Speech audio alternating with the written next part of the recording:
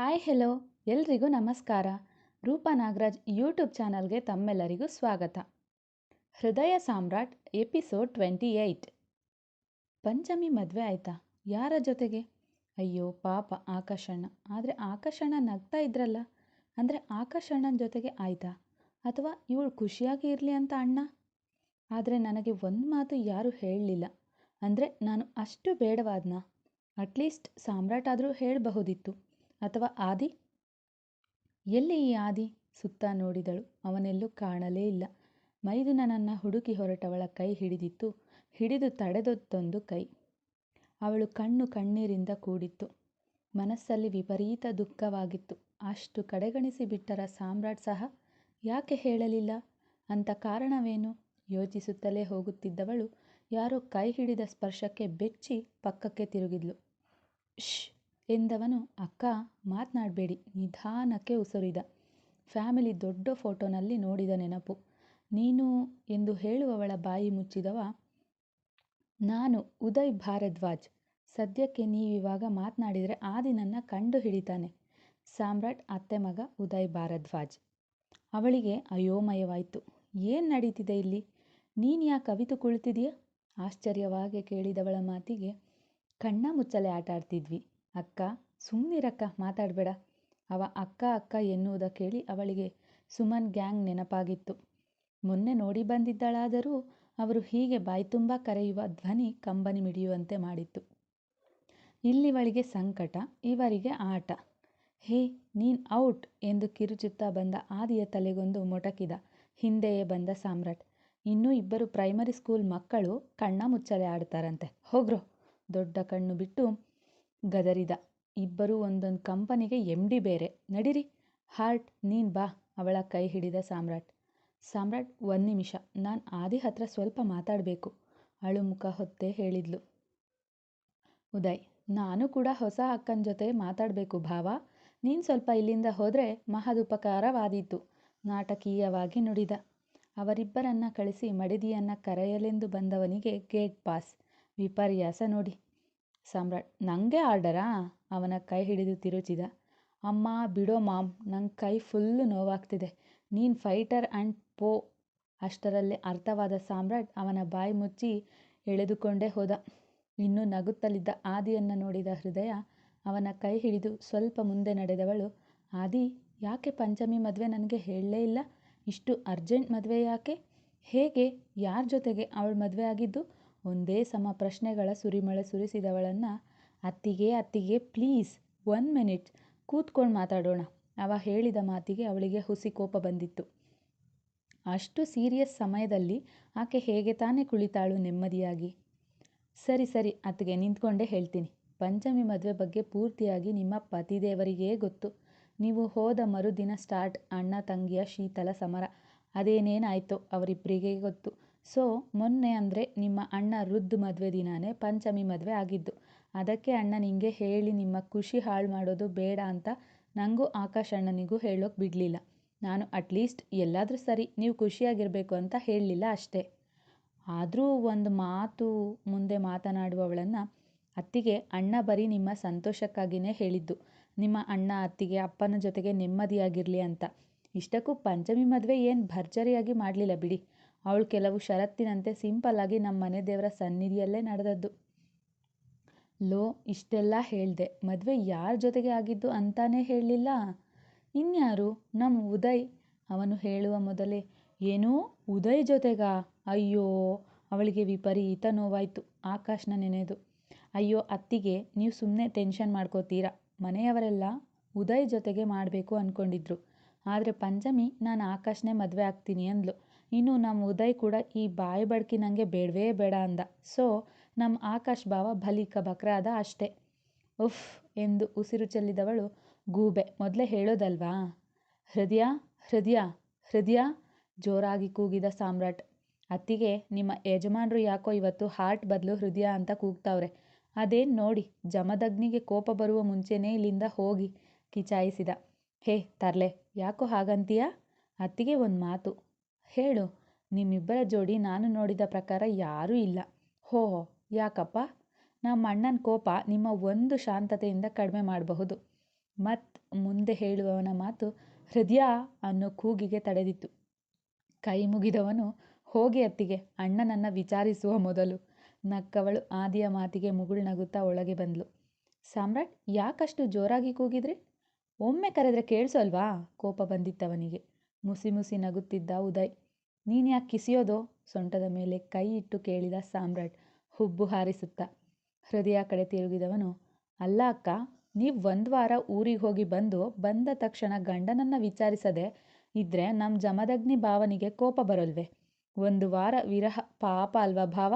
ಕಣ್ಣು ಹೊಡೆದು ಹೇಳಿದವನ ಮಾತಿಗೆ ಕೋಪ ಇನ್ನೂ ಹೆಚ್ಚಾಯಿತು. ಅವನನ್ನು ಅಲ್ಲಿಂದ ಓಡಿಸಿಕೊಂಡು ಹೋದ. ಯೋಚಿಸುತ್ತಾ ಕುಳಿತಿದ್ದಳು ಹೃದಯ. ಯಾವುದೂ ಅರ್ಥ ಆಗ್ತಿಲ್ಲ. ಸಾಮ್ರಾಟ್ ಯಾಕೆ ನಂಗೆ ಹೇಳೋದು ಬೇಡ ಅಂದರು? ಯಾಕಂದರೆ ಏನೋ ತವ್ರ ಮನೇಲಿ ನೆಮ್ಮದಿಯಾಗಿರಲಿ ಅಂತ.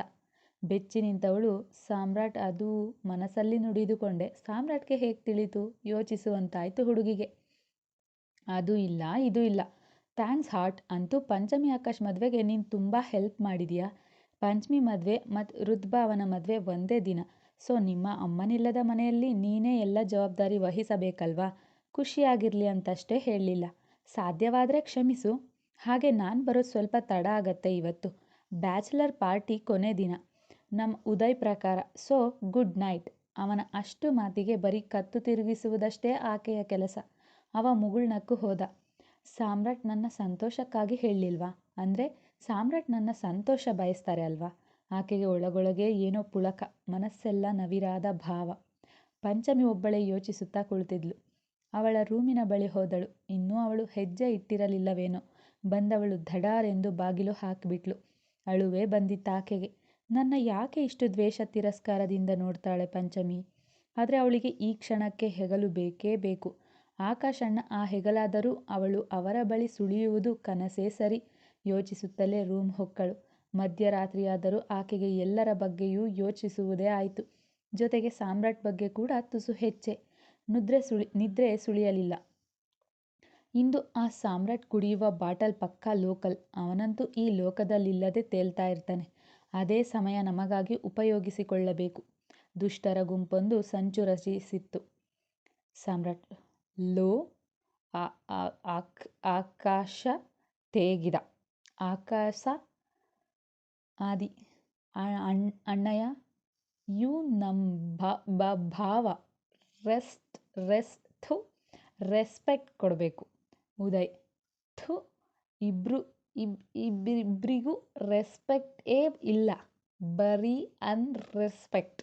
ಥತ್ ರೆಸ್ಪೆಕ್ಟ್ ನಮ್ಮ ಉದಯ್ಗೆ ಮಾತ್ರ, ಅನ್ರೆಸ್ಪೆಕ್ಟ್ ನಮಗಲ್ಲ.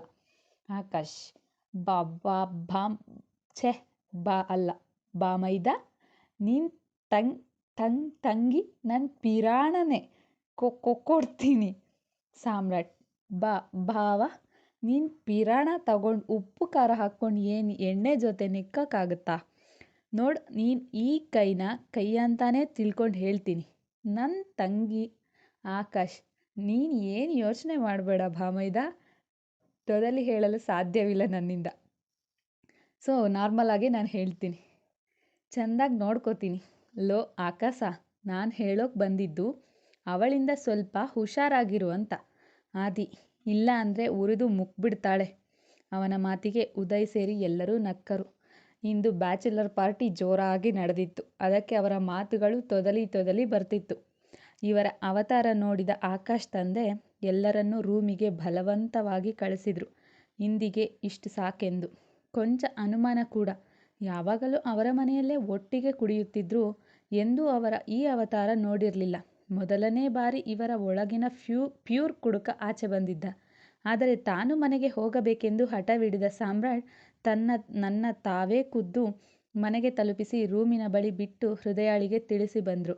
ಮೊದಲನೇ ಬಾರಿ ಈ ರೀತಿ ಆಡ್ತಿದ್ದಾನೆ, ಸ್ವಲ್ಪ ಜಾಗ್ರತೆ ನಮ್ಮ ಅಂತ ಹೇಳಿ. ಕುಡಿದ ಮತ್ತಲ್ಲಿ ನಡೆದೆ ಅಥವಾ ಒಬ್ಬನೇ ತಮ್ಮಂದಿರೊಂದಿಗೆ ಬರುವನೆಂದು ತಿಳಿದಿದ್ದ ಕಿಡಿಗೇಡಿಗಳಿಗೆ ನಿರಾಸೆ ಕಾದಿತ್ತು. ಆಕಾಶ್ ತಂದೆ ರೈತ ಮಾತ್ರವಲ್ಲ, ಕರಾಟೆ ಮಾಸ್ಟರ್ ಕೂಡ. ಅವರ ಬಳಿ ಹೊಡೆದಾಡುವುದು ಅವರಿಗಂತೂ ಕಷ್ಟವೇ ಸರಿ. ತಮ್ಮ ಅಂದಿನ ಪ್ಲಾನ್ ನೀರು ಕುಡಿದಿತ್ತು. ಇಷ್ಟಕ್ಕೂ ಯಾರಿವರು? ಹಾಲ್ಟ್ ಭುಜವಿಡಿದು ಅವನನ್ನು ಹಿಡಿಯುವಲ್ಲಿ ಆಕೆಯ ಹರಸಾಹಸ ಪಡ್ತಿದ್ರೆ ಇವ ಕೀಟಲ ಶುರು ಮಾಡಿದ್ದ. ಅವಳ ಜಡೆ ಎಳೆಯುತ್ತಾ, ಸಾಮ್ರಾಟ್, ಇಷ್ಟೊಂದು ಯಾಕೆ ಕುಡಿಯೋಕೆ ಹೋದ್ರಿ? ಏನಾದರೂ ಹೆಚ್ಚು ಕಡಿಮೆ ಆಗಿದ್ದಿದ್ರೆ? ಮಳೆ ಬೇರೆ ಬರೋ ಹಾಗಿದೆ. ಅಂಕಲ್ ಬಿಟ್ಟು ನೀವೊಬ್ಬರೇ ಬಂದು ಎಲ್ಲಾದರೂ ಬಿದ್ದಿದ್ದಿದ್ರೆ? ಅಯ್ಯೋ, ಆಕೆ ಆಗಲೇ ಅಳಲು ಶುರು ಮಾಡಿದ್ಲು. ಅವಳ ಕಣ್ಣೀರು ಕಂಡವ, ಹಾಲ್ಟ್, ಏನು ಗೊತ್ತಾ? ಹೋ ಚಾರಿ, ಗೊತ್ತಾ? ಆ, ಈಗ ಸರಿ ಸರಿ ಸಾಮ್ರಾಟ್, ಬಿ ಸ್ಟಡಿ. ಆಲ್ಟು, ನಾನು ನಿನಗೆ ಏನೋ ಒಂದು ಥೋ ಗುಟ್ಟು ಹೇಳಬೇಕು. ಆತ ಕುಡಿದ ಮತ್ತಲ್ಲಿ ಮಗುವಂತಾಗಿ ಬಿಟ್ಟಿದ್ದ. ತೊದಲಿ ನುಡಿಯುತ್ತಿದ್ದ. ಸಾಮ್ರಾಟ್, ಪ್ಲೀಸ್ ಸುಮ್ಮನಿರಿ, ಬನ್ನಿ ಮಲಗಿ. ನಾನು ಏನೋ ಹೇಳಬೇಕು. ಅದು ಅವನ ದೃಷ್ಟಿ ನಿಂತು ಅವನನ್ನು ಸಂಭಾಳಿಸುತ್ತಿದ್ದ ಅವಳ ನಡುವಿನ ಕಡೆ ಸರಿಯಿತು. ತಲೆ ಕೊಡವಿದ ಆ ಸಮಯದಲ್ಲೂ. ಆದರೆ ಅವನನ್ನು ಸಂಭಾಳಿಸಲು ಹರಸಾಹಸ ಪಟ್ಟವಳ ಸೀರೆ ಅಸ್ತವ್ಯಸ್ತವಾಗಿತ್ತು. ಸಾಮ್ರಾಟ್ನ ಸಂಯಮ ಎಲ್ಲೆ ಮೀರಿತ್ತು. ಅವಳನ್ನು ಗಟ್ಟಿಯಾಗಿ ತಬ್ಬಿಕೊಂಡವ ಮತ್ತಲ್ಲೇ ಅವಳ ಸೊಂಟಕ್ಕೆ ಮೃದುವಾಗಿ ಚುಂಬಿಸಿಬಿಟ್ಟಿದ್ದ. ಮೊದಲನೇ ಬಾರಿ ಪುರುಷನ ಆ ರೀತಿಯ ಸ್ಪರ್ಶ ಅಲ್ಲದೆ ಅವಳದೇ ಹೃದಯ ಸಾಮ್ರಾಟ್ನ ಚುಂಬನ ಆಕೆಯ ಮೈ ಮನವನ್ನೇ ಕಂಪಿಸಿಬಿಟ್ಟಿತ್ತು. ದುಃಖ ತುಂಬಿದ ಆ ಮುಖದಲ್ಲಿ ಅವನನ್ನೇ ನೋಡಿದ್ಲು. ಅವನು ಅವಳ ಕೊರಳ ಹೊನಪಿನ ಬಳಿಗೆ ಸಾಗಿದ್ದ. ಪೂರ್ತಿಯಾಗಿ ಅವಳನ್ನು ಅವ ಆವರಿಸಿದ್ದ. ಆಕೆಯೂ ಅವನನ್ನು ತಡೆಯುವಲ್ಲಿ ಸೋತು ಹೋದಳು. ಹೊರಗೆ ಗುಡುಗು ಸಿಡಿಲಿನ ಜೊತೆಗೆ ಮಳೆಯ ಆರ್ಭಟವೂ ಜೋರಾಗಿತ್ತು. ಮನದಲ್ಲೇ ಕಟ್ಟಿದ ಪ್ರೀತಿಯಿಂದು ಎಂದೆಂದೂ ಅವನು ಇಷ್ಟು ಮೈಮರೆತವನೇ ಅಲ್ಲ. ಆದರಿಂದು ಕೆಲವರಿಗೆ ಸಾಮ್ರಾಟ್ ಅಷ್ಟು ಸಂಯಮ ಇಲ್ಲದವನೇ ಪ್ರಶ್ನೆ ಬರಬಹುದು. ಆದರೆ ಆತನ ಮನದಲ್ಲಿ ಆ ಕ್ಷಣ ಇದ್ದದ್ದು ಈಕೆ ತನ್ನವಳೇ ಎಂಬ ಭಾವವೋ ಅಥವಾ ಅವನಲ್ಲೂ ಪುರುಷ ಸಹ ಸಂಯಮ ತಪ್ಪಿತ್ತೋ? ಅಂತೂ ಅವನ ಅಂತ್ಯ ಮಾಡಲು ಹೂಡಿದ್ದ ಸಂಚು ಅವನ ಹೊಸ ಅವತಾರದ ಆರಂಭಕ್ಕೆ ಕಾರಣವಾಗಿತ್ತು. ಮುಂದುವರೆಯುವುದು. ಎಲ್ಲರಿಗೂ ಧನ್ಯವಾದಗಳು. ತಪ್ಪದೆ ನಿಮ್ಮ ಅನಿಸಿಕೆ ಅಭಿಪ್ರಾಯಗಳನ್ನು ಕಮೆಂಟ್ ಮೂಲಕ ತಿಳಿಸಿ. ಹಾಗೆ ಲೈಕ್ ಮಾಡಿ, ಶೇರ್ ಮಾಡಿ, ನನ್ನ ಚಾನಲ್ನ ಸಬ್ಸ್ಕ್ರೈಬ್ ಮಾಡೋದು ಮರಿಬೇಡಿ.